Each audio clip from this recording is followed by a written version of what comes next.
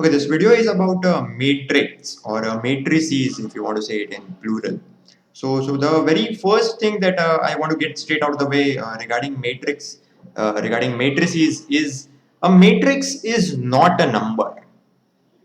A matrix is not a number. It is a special arrangement of a bunch of numbers, but not an arbitrary arrangement of numbers. It's a rectangular arrangement of numbers. So if I have a bunch of numbers, let's say I have arbitrary numbers 1, 2, 3, 4, 5, 6, arranged in a rectangular fashion like this, then I can say this is a matrix. So I can denote it with a square bracket, and this arrangement has three rows and two columns. So I can say that the dimensions of this matrix are three rows and two columns. I can denote it with 3 cross 2. So I can say this is a 3 by 2 matrix with entries 1, 2, 3, 4, 5, 6.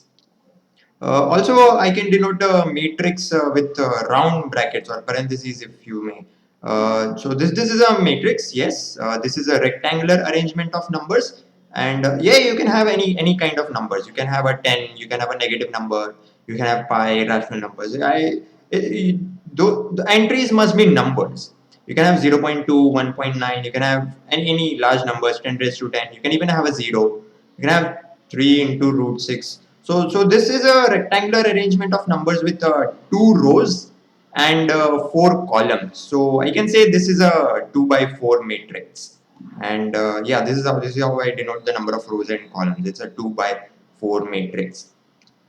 On the other hand, if I have an arrangement of numbers like this, if I have a negative 1, negative 2, 4, 9, 8, 9, 8, and a blank. So this is not a rectangular arrangement of numbers, because if I were to make a rectangle, then this would be an empty space. This is a void. So if I were to make it into a matrix, I would have to fill in some entry here. Let's say it's 7. So if I fill in a 7 here, this becomes a matrix. This becomes a matrix of two rows. So I can say 2 and four columns. So it's a 2 by 4 matrix. And there are various ways of denoting matrices. One way is to use capital letters, and so I can say this A is this matrix. This is as you can see, this is a 3 row 3 column matrix. So I can say it's a 3 by 3 matrix with entries 4, 1, 7, 9, 8, 0, 9, 0, 2. And another way of representing it is using this notation, where you say that there is a general element Aij, and you denote the size of that matrix, the dimensions of that matrix by here I have a 3 by 3, so I have written 3 by 3, and you denote each and every term individually. So I can say that A11. So this 1 1 represents the first row first column. So the first row first column entry is 4. So I can say A11. Mind you, this is not 11. This is 1 1. So I can say A11 is equals to 4. Similarly, I can say A12. This is not 12. This is A12. First row, second column. So I have a first row and second column. The entry is 1. So I can say A12 is 1. Similarly, A13. The first row, third column entry is 7. So I can say it's 7. A21, second row, first column entry is 9. So here it's 9. A22, which is second row, second column, the entry is 8. A23, second row, third column, the entry is 0. A31, the third row, first column entry is 9.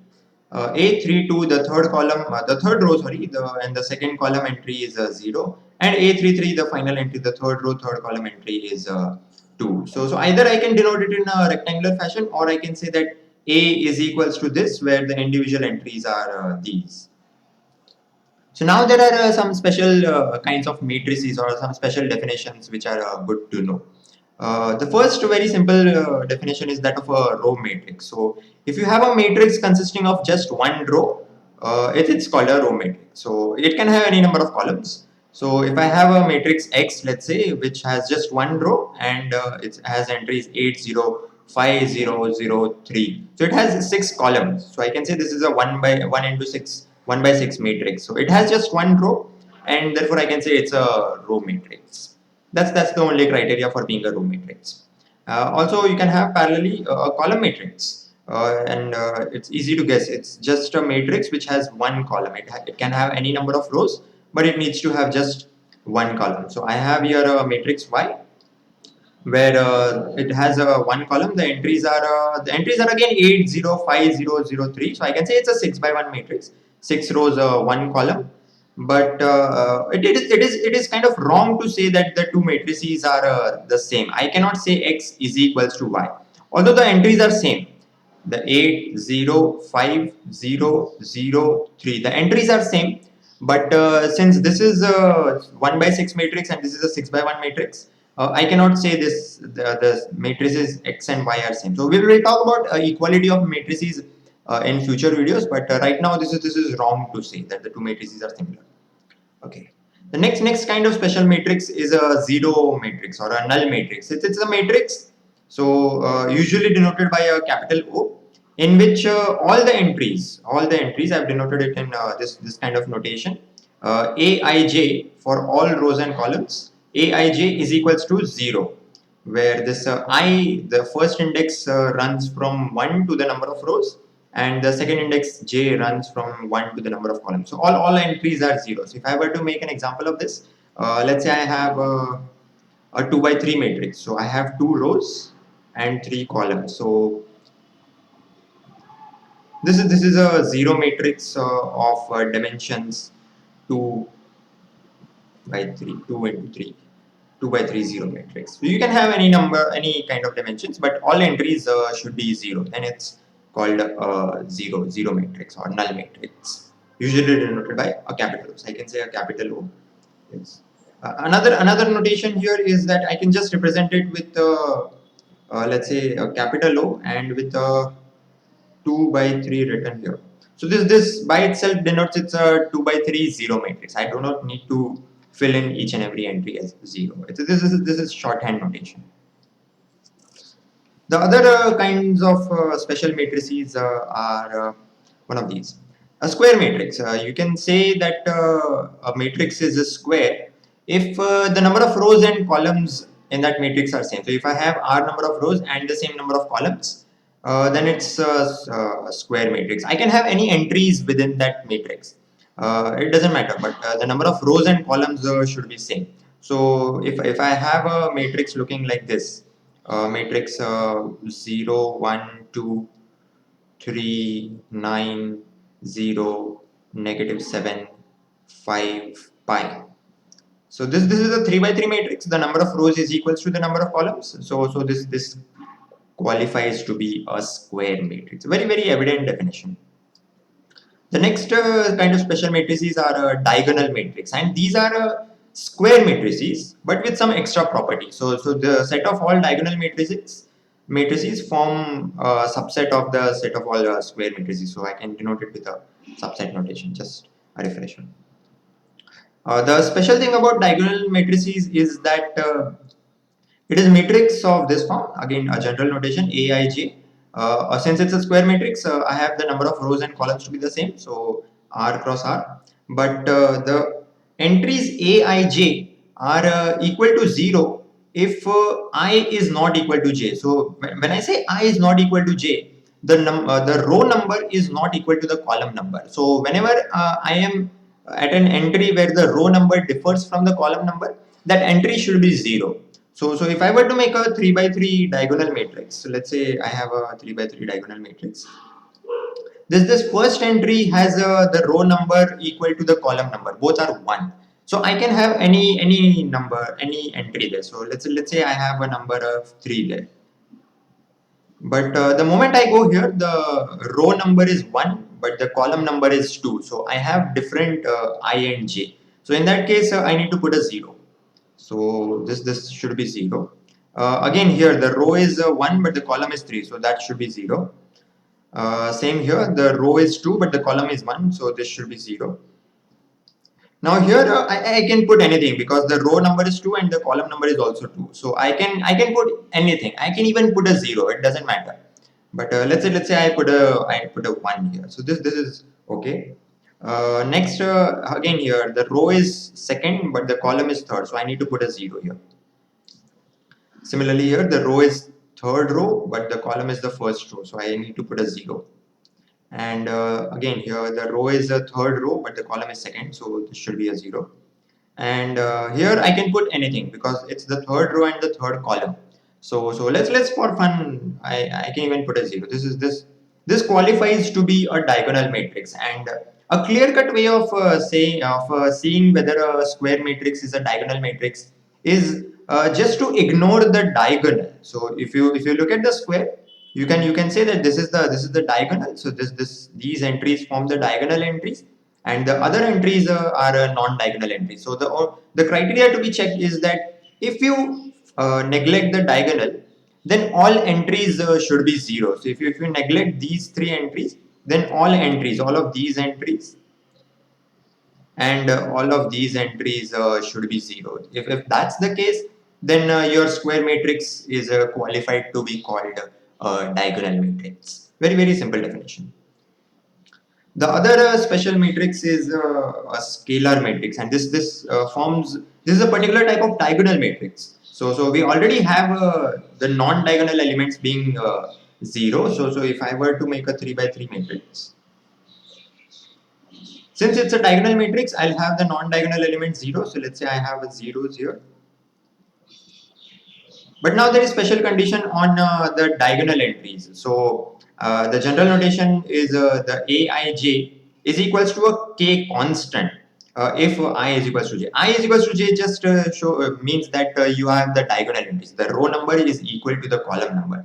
So if you are in the diagonal, then you need to be a constant k. You can be any constant. So let's say I have a constant 7. So if I have a 7 here, it needs to be 7 in all the entries, in all the diagonal entries. So this qualifies to be a scalar matrix.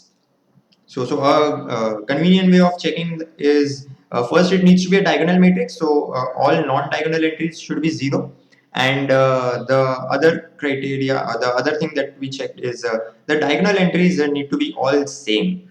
So if this is 7, then all needs to be 7. And on the other hand, this is a diagonal matrix, but it is not scalar because the diagonal entries are not same. Yeah, so this is how you check a matrix being a scalar or not. The other special kind of matrix is a unit matrix or identity matrix. Again, it's a particular type of scalar matrix. So we are kind of being very, very particular in this sense. So if I have a scalar matrix, again, let's have a 3 by 3 example. So I have the non-diagonal entries to be 0. And I need the diagonal entries, I need the diagonal entries to be the same. But the fact that this is an identity matrix or a unit matrix requires you to put the diagonal entries as 1, not any arbitrary constant. So this k has to be 1. So this has to be 1. So I can say this is a 3 by 3 identity matrix. And another way of representing this is usually a capital I. So I can say a capital I. This I can say this is a capital I is equals to this matrix. This is an identity matrix, or I can say even shorthand notation is I 3 by 3. Another short way is I3, because if you are denoting an identity matrix, it has to be a square matrix. So the number of rows is the number of columns. Just one index is enough. So I can say this I100. This is a identity matrix of 100 rows and 100 columns. So it's hard to draw it, but this is a simple notation to denote a 100 by 100 identity matrix. The other kinds of matrices are these upper triangular matrices. Now these are particular types of square matrices. But with this condition. Now this might look a bit convoluted, but if I give an example, let's take a 3 by 3 example. So this just means that if you are in the upper triangle, or if you are above the diagonal. So if I say these are my diagonal entries, and if I am above my diagonal, I can have any kind of entries. But if I am below the diagonal, I must have a 0. So if I am below the diagonal, I must have zeros. and all other entries can be any number. So I can have a 1, 2, 3 here, and these can be any entries. I don't mind. I can have a 4. I can even have a 0. I can have a -7. So this is a upper triangular matrix, and if I were to revisit the actual definition, this just says that Aij is 0 if I is greater than j. Now I, mind you, represents the row number, and j represents the column number. So if you are in a row which has the number more than your column number, so if you look at these entries, these are entries where the row number is more than the column number. This is a row number 2 and column number 1, so the row is more than the column. So that's why I need to put a 0. And similarly here the row is 3 but the column is 1, so that's why it needs to be 0. And here the row is 3 but the column is 2, so that's why it needs to be 0. It might seem a bit counterintuitive because you are saying that the upper triangular matrix is a matrix where the entries below the diagonal are 0. So, and you might suspect what the next kind of definition is. It is obviously lower triangular matrix. Again, same kind of in parallel with upper triangular, but instead of being above the diagonal, you can have any entries below the diagonal. So I can have any entries here. I can have a 1, 2, 3. Yeah, even on the diagonal I can have anything. I can have a 4, 5, 6. But above the diagonal I need to have a 0. So the original definition says that if your row number is less than the column number, then you need to be 0. So if you see here clearly, then the row numbers are less than the column number. So that's why these entries have to be 0. All other entries can be any number, any numbers. So again, a good way to check whether a matrix is lower triangular is to go above the diagonal and see whether all the entries are 0. If they are, then it qualifies to be a lower triangular. So just let's revise these two matrices. The way to check whether a matrix is upper triangular is to check below the diagonal for 0 entries. If all of them are 0, then it qualifies to be an upper triangular matrix. And way to check whether a matrix is lower triangular is to check above the diagonal. So if you have all zeros there, then it qualifies to be a lower triangular matrix. And a general definition is a triangular matrix. So if you have a matrix which is either upper triangular or lower triangular, so I can kind of denote this with a union notation. So all matrices which are either upper triangular or lower triangular qualify to be called triangular matrices. And one interesting thing here is let's see what happens when you have a matrix which is upper triangular as well as lower triangular. So I can denote it with the intersection of these two sets. So if I have a matrix which is upper triangular as well as lower triangular, then it kind of looks like this, right? If I have a 3 by 3 example, now since I want it to be upper, I need the entries below the diagonal to be 0, so I need to be 0 here, and I also want it to be lower, so I need the above the diagonal entries to be 0 as well. So I need these to be zeros as well, and these entries can be anything. And this might if you recall a few minutes earlier, these are nothing but diagonal matrices. So I had a non-diagonal elements to be zeros, and I can have any elements in the diagonal. So these are nothing but diagonal matrices are nothing but matrices which are upper triangular as well as lower triangular. So I can say this set is nothing but the set of diagonal matrices. So this is the set of diagonal matrices. So two ways of looking at the same thing, very interesting.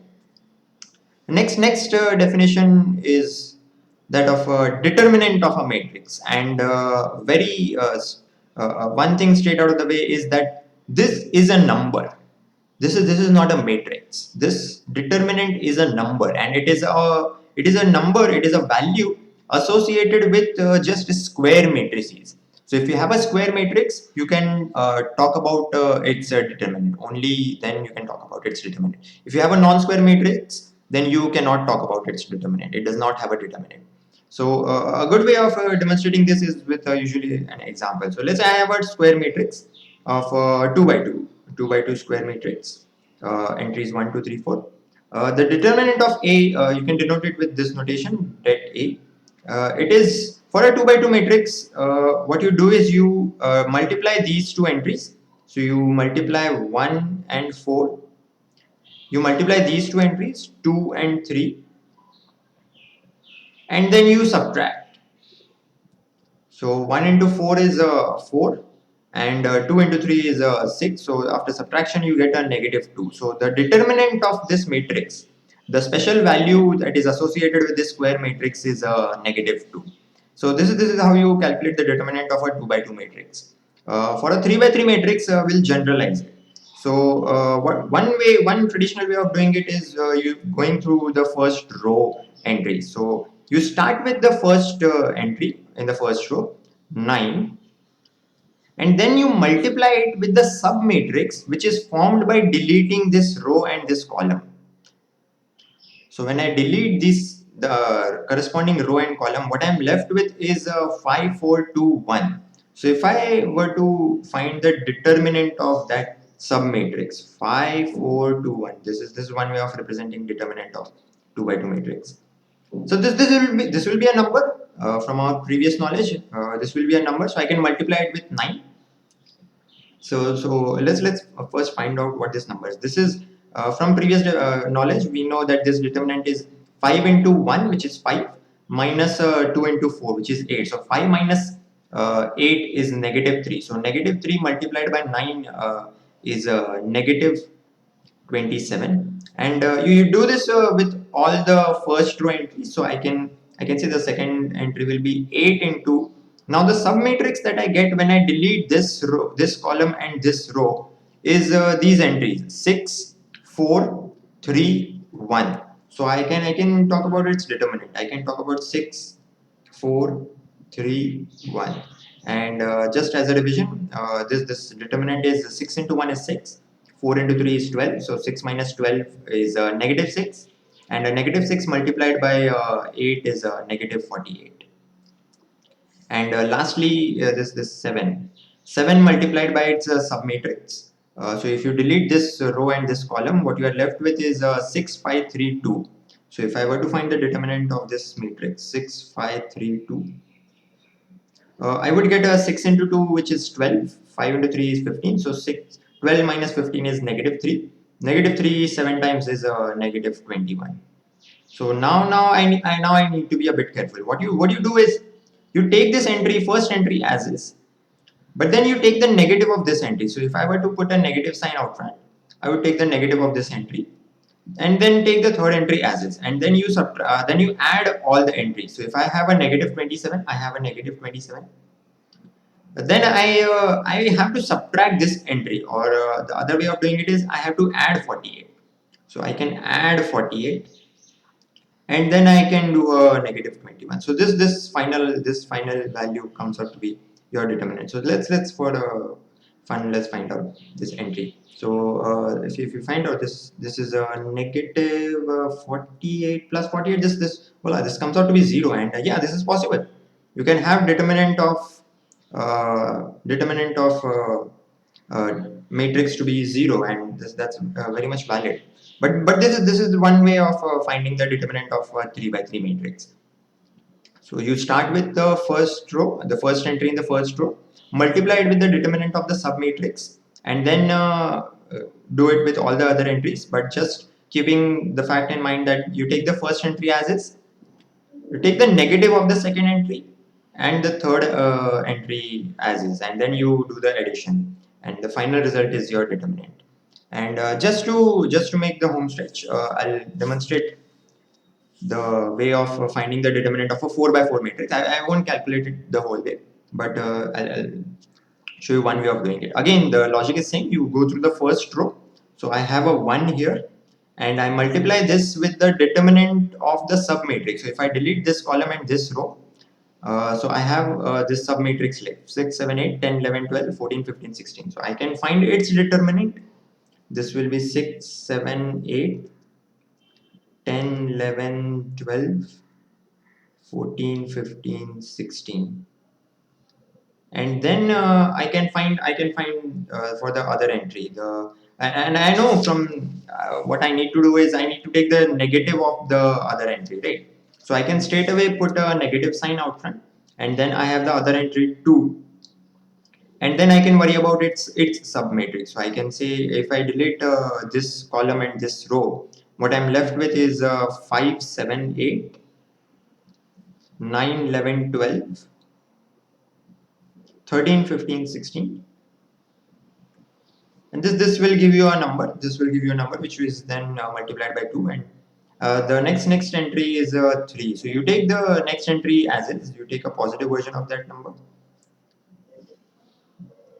and then you multiply it with its submatrix. So if I were to delete this column and this row, I'll be left with 5, 6, 8, 9, 10, 12, 13, 14, 16. And again, I'll take the negative of the next number. So you take a alternate plus and minus. So you start with a plus, then you put a minus, then plus, and then a minus again. And again, the same drill, you take the submatrix. If I delete this column and this row, I am left with 5, 6, 7, 9, 10, 11, 13, 14, 15. Now I assume you know how to find the determinant of a 3 by 3 matrix. So you find that determinant, multiply it with this number, find the determinant, multiply, find determinant, multiply, find determinant and multiply, and then finally find the final value. So this will come out to be some number, some unique number, and that is the determinant of this 4 by 4 matrix. So I have a 4 by 4 matrix. This will have some determinant. So this might seem a bit lengthy, but this is what is called the determinant of a matrix. The next very simple definition of is that of a singular matrix. It's a particular type of square matrix. So the set of singular matrices form a subset of the square matrices. But these are matrices which have the determinant equal to 0. So if I look at this matrix B here, I got the determinant to be 0. So I can say this is a square matrix. This is a singular matrix. This is a singular matrix because its determinant is 0, and obviously the next definition being non-singular matrix, again it's a square matrix, but its determinant is a non-zero. So I can say this first matrix is a non-singular matrix because its determinant came out to be something which is not 0. It can be any number, it can be positive, negative, I don't mind, but it has to be non-zero. So I can say this is a non-singular matrix, and take it as an exercise to determine whether this is a singular matrix or not. You find its determinant. If it comes out to be 0, you say it's a singular matrix. If it comes out to be anything other than 0, you say it is a non-singular matrix.